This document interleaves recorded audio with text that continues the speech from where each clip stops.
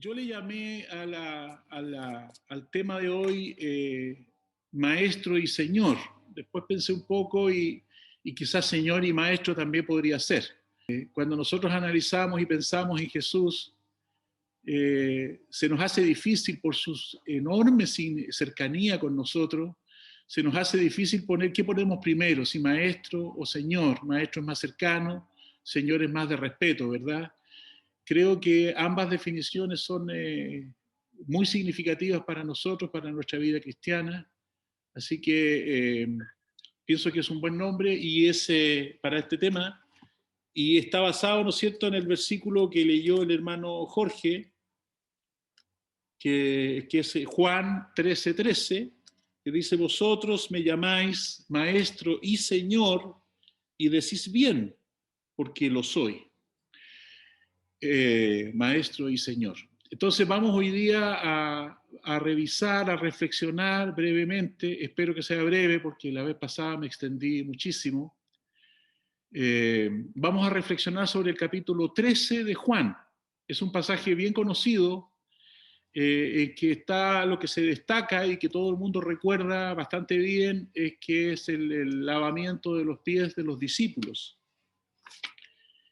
Y bueno, este pasaje ocurre y todos sabemos, y solamente para recordarlo, ¿no es cierto?, es que son horas, pocas horas antes de que Jesús se entregara en la cruz, ¿verdad? Él le pidió a sus discípulos que organizaran y que pudieran reunirse a solas en el aposento alto para compartir la cena pascual. Y Jesús sabía muy bien los acontecimientos que se venían. Él estaba con una carga emocional importante. Yo creo que es fácil imaginarnos que si cada uno de nosotros o alguno de nosotros supiera que va a morir en unas horas, no sé si sería esta la actitud que tendríamos, pero claramente uno no está como estaría cualquier día. Por mucho que Jesús supiera que él iba a tener que entregarse en algún minuto, cuando Dios lo dijera, cuando se cumpliera el tiempo, como dice su palabra, ahora era ya inminente. Estábamos a horas y por lo tanto había ahí todo un sentimiento, una congoja, me imagino, en Jesús por la cosa que le iba a tocar enfrentar. Antes de entrar propiamente en el tema, yo no sé si ustedes han pensado, pero Juan, el discípulo amado, fue el único que registró este evento, el único que registró el lavamiento de los pies de los discípulos. Y uno puede elucubrar, ¿por qué? Porque claramente yo creo que cuando uno lee el pasaje con detenimiento, uno se da cuenta que lo que ocurrió allí, que se relata aquí en Juan 13, es algo que no es fácil olvidar. Creo que es una lección tan potente, tan significativa, que yo creo que ninguno de los discípulos pudo olvidar. Sin embargo, en los 4 evangelios de que disponemos, solo en el de Juan quedó registrado. Entonces uno puede aventurar algunas hipótesis de por qué. No sé si aporte, pero creo que lo más relevante es que sin lugar a dudas esto quedó grabado como ha quedado grabado en nuestras mentes, y si nosotros hubiéramos sido uno de esos 12 discípulos, con mayor razón aún. Bueno, esta historia la escribió Juan, y eso quizás es otra evidencia que nos indica que quedó grabada en su memoria. Lo escribió Juan al final de sus días. De hecho, los eruditos dicen que Juan escribió el Apocalipsis y después escribió su Evangelio. Por lo tanto, estamos hablando de un Juan ya muy senil. Sin embargo, cuando uno ve el relato, uno puede darse cuenta de que él tenía clarísimo, como si lo hubiera filmado, como si estuviera repasando una galería fotográfica de lo que había pasado esa noche en el aposento alto. Empecemos leyendo Juan 13:1. Juan 13:1 dice: y los invito a que me sigan ustedes con sus Biblias, dice, antes de la fiesta de la Pascua, sabiendo, subrayo eso, sabiendo Jesús que su hora había llegado para que pasase de este mundo al Padre, como había amado a los suyos que estaban en el mundo, los amó hasta el fin. Eso es lo que dice la versión mía. Y ese hasta el fin, en otras versiones dice hasta el extremo, o sea, hasta un nivel, hasta un punto que es imposible de superar. O sea, el amor que Jesús manifestó por sus discípulos no puede ser superado por cualquier otro amor. Llega hasta el máximo. Eso es lo que quiere decir la expresión hasta el fin. Y ese amor de Dios, uno puede buscar algunos otros pasajes que hablan del amor de Dios y del amor de Jesús por nosotros. Y por ejemplo en Juan 13, 34, 35 dice, un mandamiento nuevo os doy, que os améis unos a otros como yo os he amado, que también os améis unos a otros. En esto conocerán todos que sois mis discípulos, si tuviereis amor los unos por los otros. Entonces aquí en Juan dice Jesús un mandamiento nuevo. Entonces uno dice, bueno, nuevo, ¿por qué nuevo? ¿Acaso los mandamientos que se habían resumido por el mismo Jesús de amarás a tu prójimo como a ti mismo, ¿no están hablando acaso del amor que tenemos que tener unos por los otros?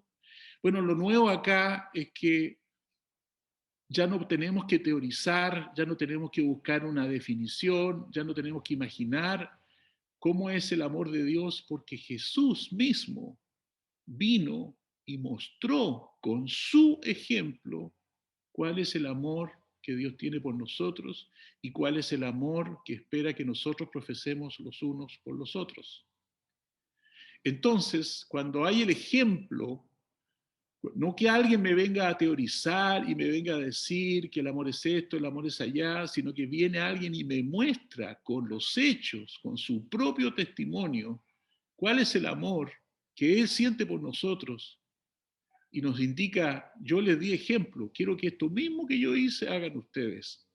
Esa es una forma que hace que Jesús sea el maestro de los maestros, el que no enseña las teorías, sino que muestra la práctica, muestra las cosas en los hechos, de modo que hasta el que sea más duro de entender, hasta el que más le cueste entender, pueda tener una idea clara de lo que el Señor espera de sus enseñanzas, en este caso, del amor. Jesús, ¿no es cierto?, nos fija el estándar de lo que Él espera del amor que nosotros manifestemos los unos por los otros. Él nos muestra y espera que nosotros imitemos o repliquemos. En el versículo del mismo capítulo 13, los versículos 2 y 3, dice, y cuando cenaban, y aquí hay un paralelo, un paréntesis que hace Juan, que lo hace varias veces en este capítulo, dice, y cuando cenaban, como el diablo ya había puesto en el corazón de Judas Iscariote, hijo de Simón, que le entregase a Jesús, ¿verdad? Sabiendo de nuevo Jesús que el Padre le había dado todas las cosas en las manos y que había salido de Dios y a Dios iba. Entonces, yo aquí que rescato de esta parte del capítulo, que Jesús tenía plena conciencia del momento que estaba viviendo. Yo les decía al principio de la introducción que Jesús estaba viviendo sus últimas horas, él lo sabía. Él había terminado ya su ministerio público, ahora estaba, como en sus mismas palabras, entre amigos. Él estaba con sus amigos en el aposento alto, compartiendo la última cena que él iba a compartir en este mundo. Y él, según lo que dice Juan aquí en los versículos 2 y 3, sabía perfectamente quién era él.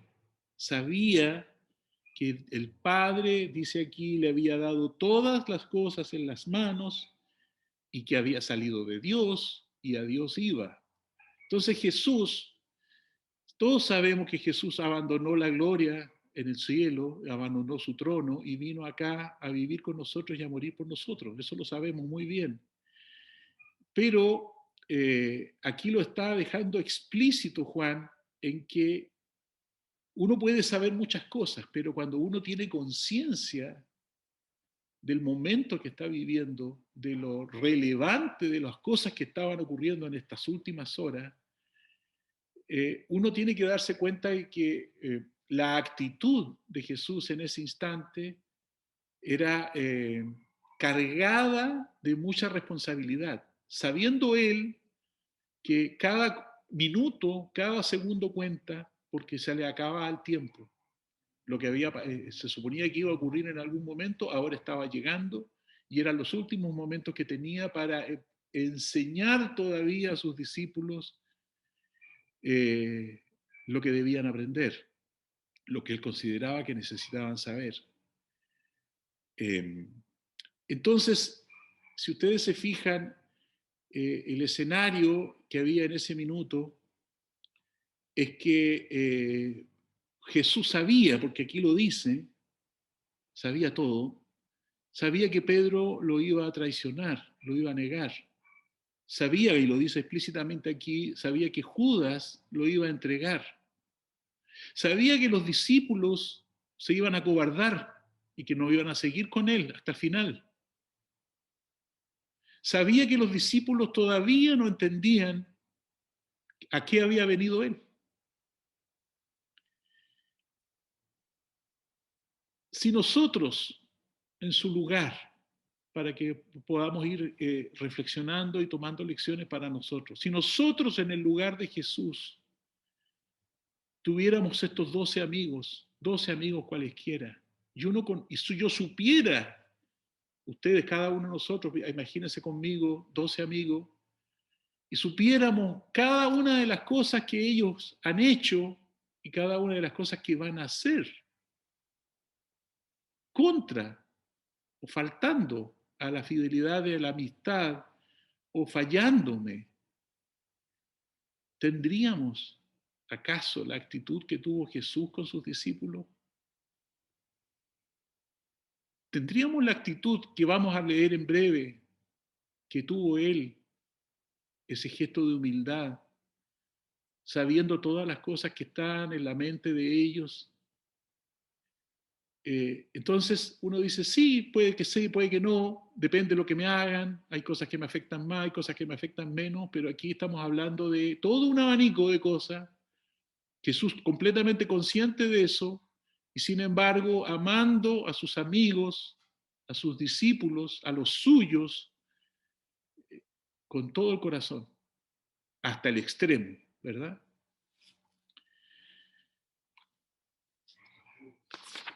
Entonces ahí ya hay una lección, porque Jesús tenía todas las cosas, Dios el Padre le había puesto todas las cosas en las manos, tenía el poder. ¿Y cómo iba a usar ese poder? Entonces nosotros, cual más, cual menos, en distintos lugares, en distintos escenarios, en distintos dominios de la vida, en el trabajo, en la casa, en el barrio, tenemos posiciones de dominio o de sometimiento. A veces tenemos autoridad, a veces no la tenemos. ¿Cómo ejercemos esa autoridad? ¿Podría alguien decir que somos seguidores de Jesús por la forma en que ejercemos la autoridad que tenemos? Autoridad que por lo demás la ha dado el Señor mismo. Toda autoridad viene de Dios, dice el Señor. Entonces, primero, ¿ejercemos autoridad como la ejerció Jesús? ¿Ejercemos el poder como lo ejerció Él? Al revés, nos sometemos a la autoridad como se sometió Jesús, ¿verdad? En cada pasaje de la Escritura, Él respetó las reglas que gobernaban al mundo en ese entonces. Bien, en los versos del capítulo 13, 4 y 5 dice, se levantó de la cena y se quitó su manto, y tomando una toalla, la ciñó. Luego se la ciñó, luego puso agua en un lebrillo y comenzó a lavar los pies de los discípulos y a enjugarlos con la toalla con que estaba ceñido.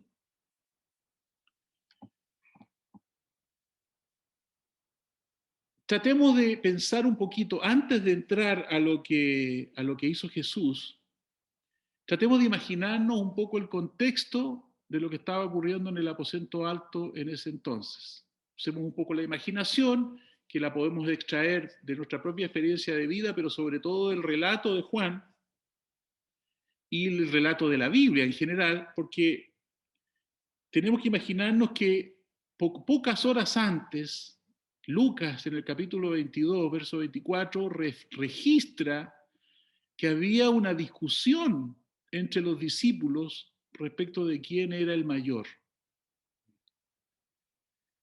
Si ustedes se recuerdan en algún minuto en que hayan estado participando o escuchando alguna discusión de este tipo,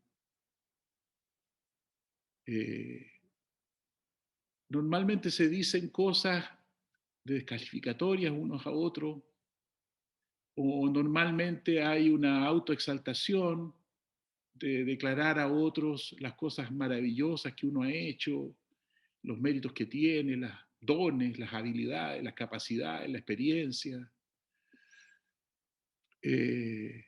Entonces eso provoca, yo me imagino, un poco de fricción, y yo me imagino que los discípulos entraron al aposento con esa discusión calentita todavía, y estaba la cosa, yo me imagino, un poco tirante, como una seña inequívoca de cómo hacía las cosas Jesús. En esa habitación solo estaban ellos, no había sirvientes. Y alrededor de la mesa baja, ¿no es cierto?, en forma de U, ¿verdad?, que eso es lo que describe la palabra en otro pasaje, se fueron acomodando y se fueron sentando, en realidad no sentando, se fueron recostando, ¿verdad?, porque la costumbre era recostarse en el suelo, apoyado sobre el brazo izquierdo, y tomar con la mano el alimento de la mesa, recostado sobre cojines, ¿verdad? Entonces cada uno ponía los pies hacia atrás y iban así como, bueno, reclinados sobre la mesa. Y yo pienso que claramente Jesús, como describe el párrafo, tomó este lebrillo con agua y empezó a lavar y había una toalla. Yo me imagino que los discípulos tienen que haber visto, porque no era una habitación, me imagino yo, recargada con cosas, como para que uno hubiera podido pasar por alto qué cosas habían en esa habitación. Yo me imagino que estaba la mesa con lo que iban a comer, y estaba este lebrillo, estaba el agua, estaba la toalla ahí cerca de la mesa. Sin embargo, nadie hizo nada en relación con eso. Simplemente fueron llegando y se fueron acomodando en el lugar que eligieron para compartir la cena con el Señor. Esta discusión de quién es el mayor es una discusión a todas luces vergonzosa.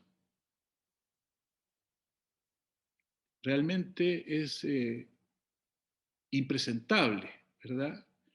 Pero vamos a analizar un poco más esto. Yo tomé aquí de 1 Corintios 4:7, dice, porque ¿quién te distingue?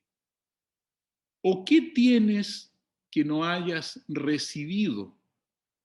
Y si lo recibiste, ¿por qué te glorías como si no lo hubieras recibido?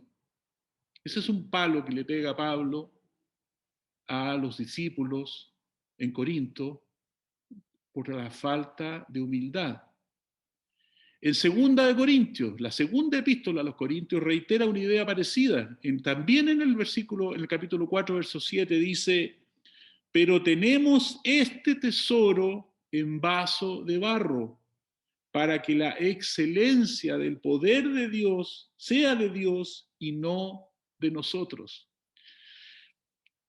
Esta discusión que tenían los discípulos era absurda, pero sobre todo peligrosa, dañina. Porque ustedes tienen que imaginarse que el maestro siempre estaba observando a sus discípulos. Además, Jesús lo sabía todo. Y él veía cómo estaban sus corazones. De la abundancia del corazón habla la boca, ¿verdad? Si ellos estaban discutiendo quién era el mayor, no estaban en la frecuencia que tenían que estar, no estaban en la lógica que el Señor esperaba que estuvieran. Es claro que sin humildad no podemos crecer en santidad, no podemos producir verdaderos frutos para la obra del Señor. Y entonces Cristo iba a darles una lección que no iban a olvidar y que nosotros tampoco debemos olvidar. ¿Qué pasó aquí? ¿Verdad? Releamos un poquito para recordar el contexto. Se levantó de la cena, estaban cenando ya. Algunos dicen que fue al final, pero el hecho de que después volvió a sentarse da la sensación de que en realidad fue en medio de la cena que Jesús se levantó. Se levantó de la cena, se quitó su manto y tomando una toalla se la ciñó. Luego puso agua en un lebrillo o un lavatorio y comenzó a lavar los pies de los discípulos y a enjugarlos con la toalla con que estaba ceñido. Entonces, vamos primero a la lógica práctica. ¿Por qué lavar los pies de los discípulos? Bueno, era obvio porque en esos tiempos los caminos eran polvorientos, usaban sandalias, y la costumbre de lavarse los pies antes de la cena era porque era incómodo, por la forma en que ellos se sentaban y se repartían alrededor de la mesa, era incómodo tener los pies sucios, quedaban ahí a la vista. Ellos usaban estas túnicas largas, ¿verdad? Pero al recostarse los pies quedan a la vista. Entonces no es muy agradable estar comiendo y estar viendo los pies del que está al lado, ¿verdad? O más allá. De hecho, en los tiempos de Jesús, y mucho antes también y también después, era una señal muy fea de descortesía no lavar los pies a los invitados. Entonces se disponía al siervo más humilde de la casa del anfitrión, al esclavo último de la lista, se disponía para que esa persona tomara la tarea de ir lavando los pies a los invitados en la medida que iban llegando. De hecho, Jesús le reclamó a, a Simón el fariseo, en el Lucas 7:44 dice, después de una parte dice, entré en tu casa y no me diste agua para mis pies. Entonces Jesús tenía clarísimo, y todo el pueblo, era parte de la cultura hebrea, que era algo necesario de hacer, y era una señal de muy grave de descortesía no hacerlo. De hecho, es como que alguien viene a mi casa y yo ni siquiera le ofrezco un vaso de agua, o ni siquiera lo invito a pasar. Bueno, ahora con la pandemia estamos en un contexto un poco distinto, ¿verdad? Se hacían bromas antes de empezar este culto de que hay que atenderlo en el portón, porque estamos viviendo un tiempo especial, pero yo lo que quiero es que aquí nos quedemos con la idea de que claramente este gesto de no lavar los pies a los invitados es un gesto muy feo de descortesía. Pero como ya habíamos consignado, en el aposento alto no había ningún sirviente.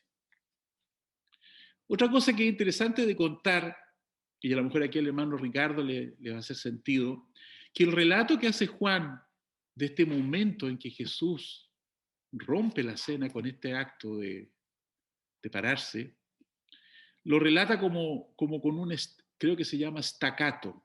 Staccato es como una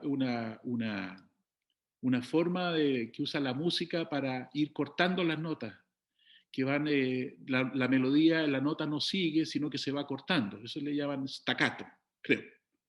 Entonces aquí, fíjese usted el relato de Juan, dice, ¿cómo le quedó grabado a él? Estas son como las fotos que tenía en su cabeza. Dice, se levantó de la cena, se quitó su manto, tomando una toalla, se la ciñó, luego puso agua en un lebrillo y comenzó a lavar los pies de los discípulos y a enjugarlos con la toalla con que estaba ceñido. El Señor, el Dios del universo, el que dejó todo por nosotros, lavó los sucios pies de sus orgullosos discípulos y los lavó con las mismas manos en que Dios el Padre había puesto todas las cosas. ¿Se dan cuenta? En la cultura hebrea era el acto más humillante, el acto más indigno, lavarle los pies a alguien. De hecho, los rabinos tenían terminantemente prohibido que a los maestros, sus discípulos, le lavaran los pies. Imagínense al revés. Es más, en la reglamentación que tenían los rabinos del pueblo hebreo, estaba terminantemente prohibido que un hebreo lavara los pies de otro hebreo. Cuando ustedes saben que cuando una familia hebrea entraba en falencia económica, en deudas que no podía solventar, una forma de salvar la situación era venderse como esclavos. Y por lo tanto, y esa venta duraba hasta que venía el año de gracia, ¿no es cierto?, en que todo volvía a la normalidad, pero en ese periodo de tiempo ellos tenían que venderse como esclavos y hacer el trabajo de un esclavo. Pero en ese contexto, los rabinos prohibían explícitamente que un hebreo lavara los pies de otro hebreo. ¿Por qué? Porque era considerado la humillación máxima. Entonces ustedes tienen que imaginarse en esa cultura, en ese contexto, que Jesús haga lo que está haciendo. Yo me imagino que no debe haber volado una mosca. Yo creo que los discípulos se quedaron mudos, no se escuchaba nada. Yo creo que a lo más se decían, oye, ¿qué está haciendo Jesús? ¿De qué se trata esto? ¿Qué pasó? Y yo creo que para cualquiera, exceptuando a Pedro, que ya vamos a ver por qué, esto era la vergüenza máxima. Porque si alguien podía haberse humillado en ese salón a lavar los pies de otro, eran los discípulos con su maestro. Pero nadie acusó haber visto siquiera el lebrillo, la toalla, que estaban ahí. ¿Y quién la puso ahí? ¿Y por qué estaban ahí? La cosa es que Jesús hizo esto que Juan relata tan bien, y cualquiera que entiende lo que está pasando, cualquiera que entiende que la grandeza del Señor la está dejando de lado y se está poniendo ante mí, ante cada uno de nosotros, como el más bajo de los sirvientes, es algo que es difícil que nos deje de impactar el corazón.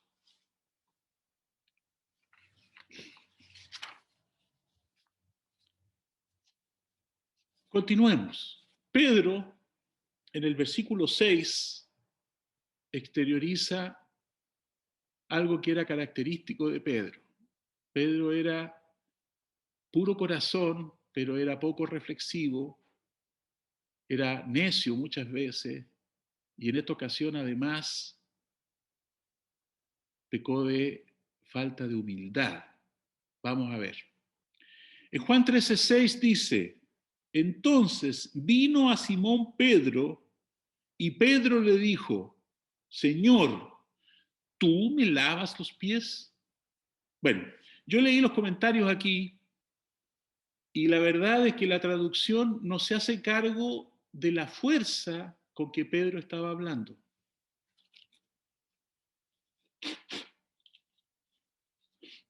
Una mejor traducción quizás sería,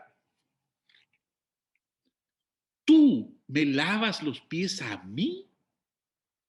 A mí, tú, el Dios del universo, me lavas los pies a mí, pecador, el último de los pecadores. ¿Vas a ocupar frente a mí la posición de un sirviente? Entonces, eso es lo que Pedro le estaba diciendo al Señor. Entonces uno podría decir, bueno, por fin alguien que atina y se da cuenta de lo que está pasando. Pero no nos equivoquemos. Porque aquí lo que está ocurriendo es una falsa humildad de Pedro.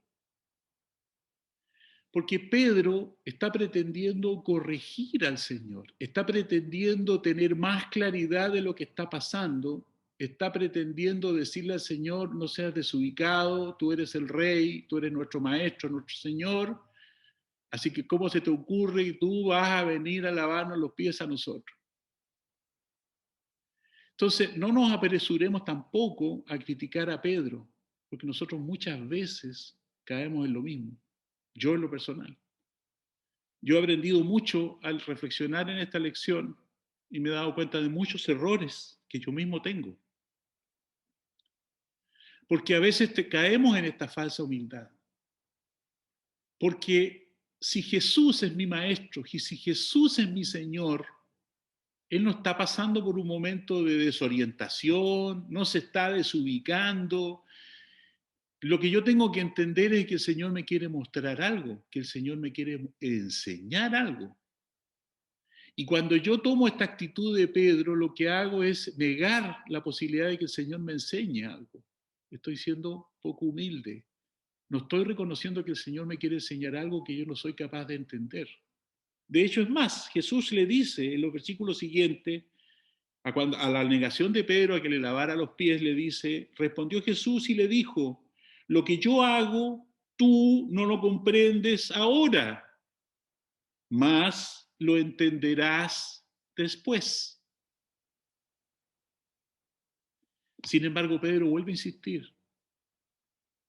Pedro le dijo, no me lavarás los pies jamás. Es como que le dijera en lenguaje actual, no me lavarás los pies ni en 1.000.000 de años. Olvídate de eso, Señor, no lo voy a permitir. Pedro se equivoca rotundamente con esta actitud. No sé si lo ven. ¿Por qué? Porque cuando uno tiene un maestro, uno le respeta, uno se somete, uno le entrega la autoridad y el conocimiento y la sabiduría para que él me enseñe. Yo no me pongo de igual a igual con mi maestro a decirle lo que tiene que hacer o lo que no tiene que hacer. Bueno, dada esta desubicación de Pedro, Jesús tuvo que decirle, si no te lavare, no tendrás parte conmigo. Y esa es una respuesta categórica, contundente y que tiene que remecernos a nosotros y dejarnos lecciones. ¿Cuántas veces nosotros reclamamos por las cosas que pasan? ¿Cuántas veces nosotros exigimos una respuesta, una explicación? ¿Por qué, Señor, me pasan estas cosas? ¿Acaso no es la misma actitud de Pedro, que sin entender lo que el Señor quiere hacer con nosotros, nos ponemos a reclamar simplemente porque no entendemos lo que el Señor quiere hacer, simplemente porque somos limitados y que Jesús me tiene que decir, deja, lo que no entiendes ahora lo entenderás después? Esa es la lección para nosotros ahora, ¿verdad? Yo pienso que esta respuesta de Jesús, de si no te lavare, no tendrás parte conmigo, fue lo suficientemente contundente para que todos los discípulos, sin excepción, les quedara claro que debían dejarse servir por el Señor. Avancemos otro poco. En Juan 13, 9 al 11, ahora dice, le dijo Simón Pedro, Señor, no solo mis pies, sino también las manos y la cabeza. Esto es de Pedro. Jesús le dijo, el que está lavado no necesita sino lavarse los pies, pues está todo limpio. Y vosotros limpios estáis, aunque no todos. Otra referencia a Judas. Porque sabía quién le iba a entregar, por eso dijo, no estáis limpios todos. ¿Por qué decía yo esta típica respuesta de Pedro? Porque Pedro nos representa a muchos de nosotros. No nos olvidemos que estos 12 discípulos de alguna manera representan a nosotros, los discípulos de hoy de Jesús. Y entre nosotros siempre van a haber Pedros y Juanes y Judas. Cuando Pedro le dice, no solo mis pies, sino también las manos y la cabeza. Es una vuelta de carnero, ¿verdad? Él les acababa de decir, no me lavarán los pies jamás. Y cuando por fin entiende lo que el Señor le está diciendo, entonces dice, no, yo quiero tener parte contigo, yo te amo, Señor, y quiero tener parte contigo, así que yo por ningún motivo voy a permitir no tener parte contigo, así que si son los pies, lávame todo lo que quieras, porque yo quiero estar contigo. Eso también es amor por Jesús. El problema de Pedro era su necedad y su falta de humildad. Entonces Jesús le aclara, le dice, y esto es algo también muy ilustrativo para nosotros, el que está lavado no necesita lavarse los pies. ¿Y por qué le dice, dice, no necesita sino, lavarse los pies? Pues está todo limpio. Y les dice a ellos, ustedes están todos limpios. ¿Se estaba refiriendo a que todos se habían bañado antes de ir a la cena? Acuérdense que para que nosotros estemos limpios, necesitamos creer en Jesús. Acuérdense que ese es el plan de salvación, lo veíamos en la lección de la escuela sabática hoy día en la mañana. Entonces, le dice, todos ustedes estáis limpios porque han creído en el Hijo de Dios, pero menos uno. ¿Por qué Judas no? Porque si Judas hubiera realmente creído en Jesús, no le habría entregado, ni habría tenido la actitud que siempre tuvo, porque Judas siempre estuvo en el grupo por intereses, dicen algunos comentaristas, intereses económicos, porque él estaba haciéndole la puntería a cargos de poder, de nuevo, en el reino de Jesús, y cuando vio que la cosa iba por otro lado, simplemente le traicionó. Siguió velando por sus propios intereses. Eso no es alguien que esté limpio en Jesús. Pero sin embargo aquí subsiste el acto de lavar los pies. Y ya vimos el contexto práctico de por qué era necesario lavar los pies, pero aquí Jesús está queriendo enseñar algo más. Ya lo vamos a ver.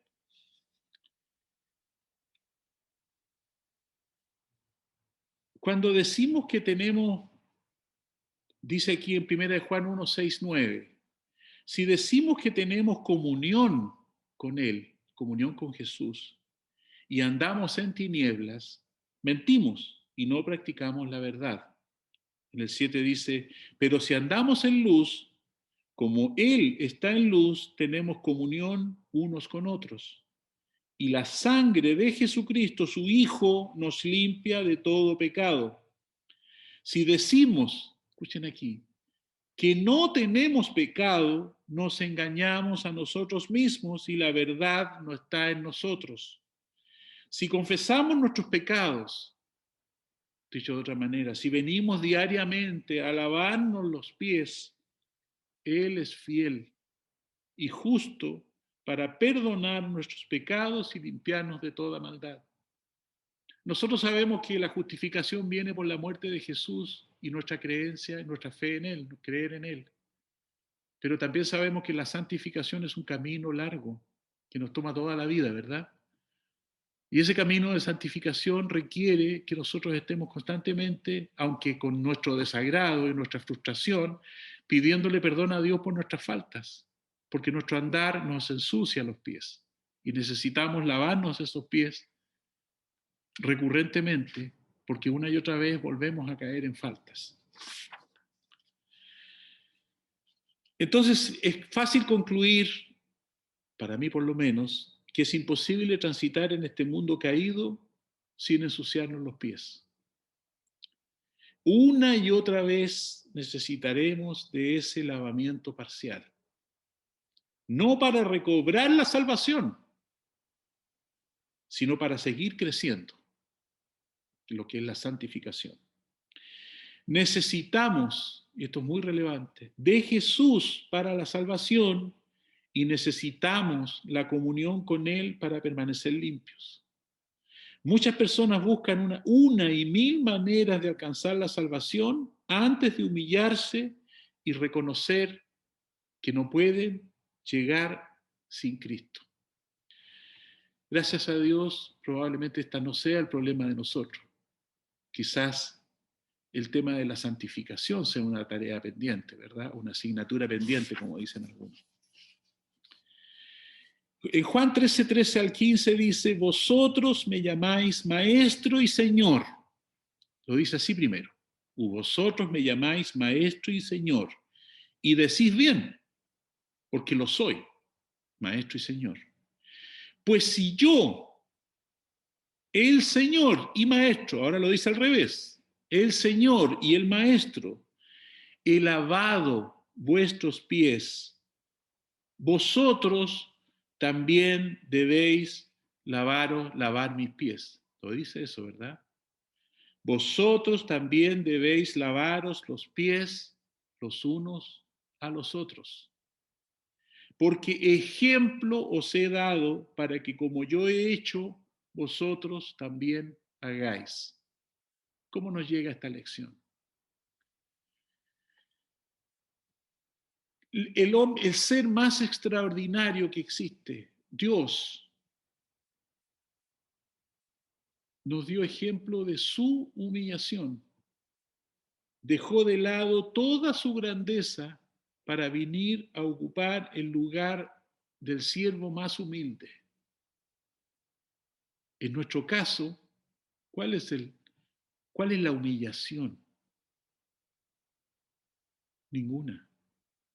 Simplemente que ocupemos el lugar que nos corresponde, el lugar de donde realmente estamos y lo que realmente somos y actuemos en consecuencia. ¿Alguien puede decir aquí que tiene que rebajarse, tiene que humillarse porque tiene que lavar los pies de un hermano? Yo, hermano, no estoy hablando aquí del rito del lavamiento de pies, porque el rito del lavamiento de pies puede ser todo lo vacío e inocuo que a ustedes se les puede imaginar. Alguien puede estar lavando los pies sin ningún sentimiento de humildad y de pedir perdón al Señor por la falta de orgullo. El Señor, como decía, es el ser más grandioso de todo el universo. Todo lo que existe fue por Él y por Él subsiste. Y ese Dios, ese maravilloso ser, descendió y se humilló por debajo de nosotros mismos y nos invita a que hagamos lo mismo. ¿Por qué el Señor tiene que decirnos que nos tenemos que humillar? Porque no somos humildes, hermano.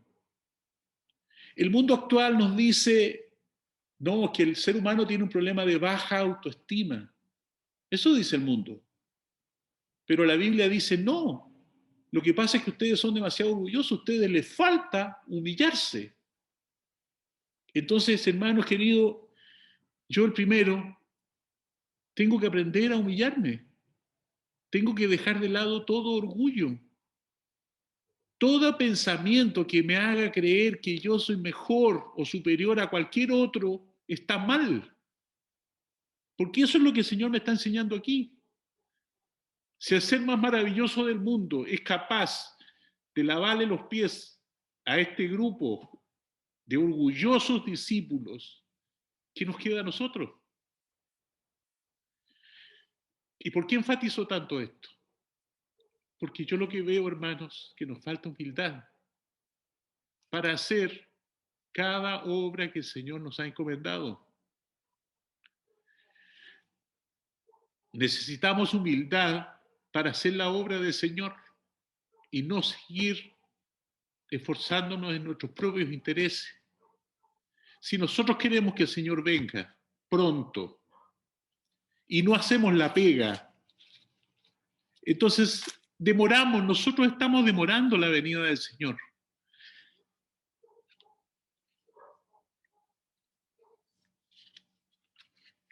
Entonces, el llamado es abandonar nuestra supuesta grandeza. ¿Hasta qué punto humillarnos? Filipenses 2, 5 al 8 dice, haya pues en vosotros este sentir que hubo también en Cristo Jesús, el cual, siendo en forma de Dios, no estimó el ser igual a Dios como cosa a que aferrarse, sino que se despojó a sí mismo, tomando forma de siervo, hecho semejante a los hombres, y estando en la condición de hombre, se humilló a sí mismo, haciéndose obediente hasta la muerte y muerte de cruz. Y sabemos muy bien que la muerte de cruz es la muerte más ignominiosa que podía haber. Fue sacrificado como un bandido y nunca hizo mal a nadie. Entonces el Señor nos ha dejado ejemplo. ¿Hasta cuándo humillarnos? Hasta el mismo polvo si es necesario. Tenemos que eliminar, erradicar de nuestras vidas la maldición del orgullo. Tenemos que ser capaces de reconocer y de humillarnos ante nuestros hermanos y reconocer cuando nos equivocamos, pedir perdón y siempre poner al otro por sobre mí. Eso es lo que el Señor quiere, que nosotros pongamos a nuestros prójimos por sobre nosotros mismos, que no tengamos intereses personales por sobre los intereses de los demás, que no posterguemos ayudar a otro porque tengo que atender mis propios intereses. Peor aún cuando son los intereses del Señor, o con mayor razón. Muy bien. En Juan 13, 18 al 20 dice, no hablo de todos vosotros, yo sé a quienes he elegido, mas para que se cumpla la escritura, nueva referencia a Judas, el que come pan conmigo levantó contra mí su calcañar. Desde ahora os lo digo antes que suceda, para que cuando suceda, creáis que yo soy. De cierto os digo, el que recibe al que yo enviare, me recibe a mí, y el que me recibe a mí, recibe al que me envió. Cuando nosotros asumimos la tarea de predicar la palabra, de compartir el mensaje, somos enviados de Dios. Y el que me recibe a mí, recibe a Jesús. Y el que recibe a Jesús, recibe al Padre. Esto no lo digo yo, lo dice Jesús. Entonces, cuando ahora al revés, cuando no asumimos la tarea que el Señor espera de nosotros, cuando no tenemos la humildad, la autonegación, la disposición a postergarnos en beneficio de los otros o del otro, entonces nosotros no estamos a la altura que el Señor espera que estemos. Entonces tenemos que reflexionar profundamente en cómo estamos. Yo, hermanos queridos, créanme, yo no estoy criticando a nadie, solo estoy transmitiéndole lo que a mí me llega de estos pasajes. Solo quiero compartir con ustedes las lecciones que yo he aprendido mientras preparé este tema. Entonces, para terminar, debemos ser conscientes de a quién servimos. Somos servidores del Señor y no de nosotros mismos. Debemos ser conscientes de quiénes realmente somos y si tenemos defectos en nuestra personalidad, en nuestras percepciones, en nuestra forma de enfrentar la vida, tenemos que cambiar. ¿Hasta dónde descendió nuestro Señor para enseñarnos? Hasta lo más bajo que podía bajarse en los tiempos en que Él vivió. Probablemente ahora si imagináramos algún lugar, el más bajo de todos, el Señor si estuviera aquí con nosotros descendería hasta ese lugar para enseñarnos.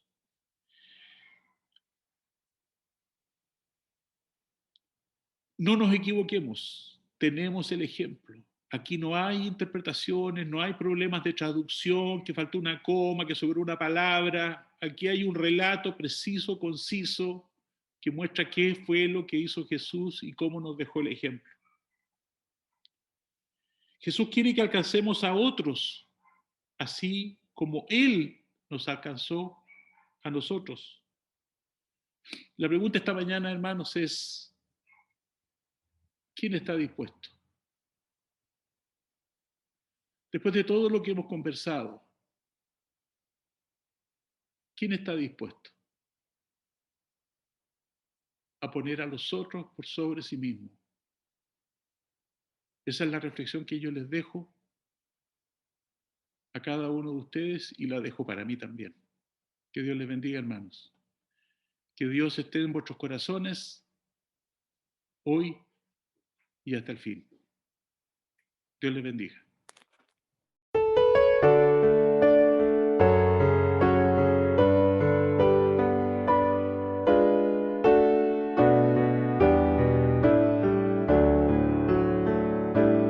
Hoy pido en oración que perdones mi tibieza, pues quiero de corazón consagrarme a ti, Señor. Renuévame, Señor.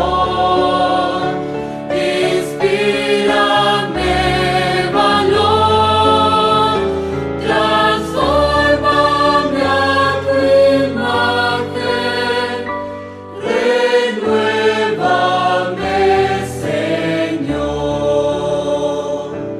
A otros quiero llevar tu mensaje de esperanza, viviendo para servir, compartiendo tu amor.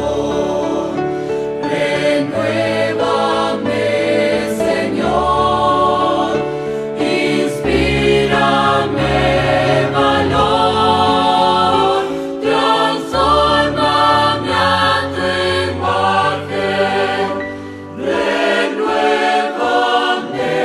Señor.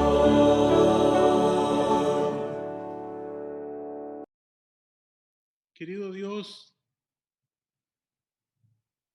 se ha entregado tu palabra esta mañana, Señor, y te pedimos humildemente que quede en los corazones de los hermanos, que podamos renovar tu imagen en nosotros, Señor, que podamos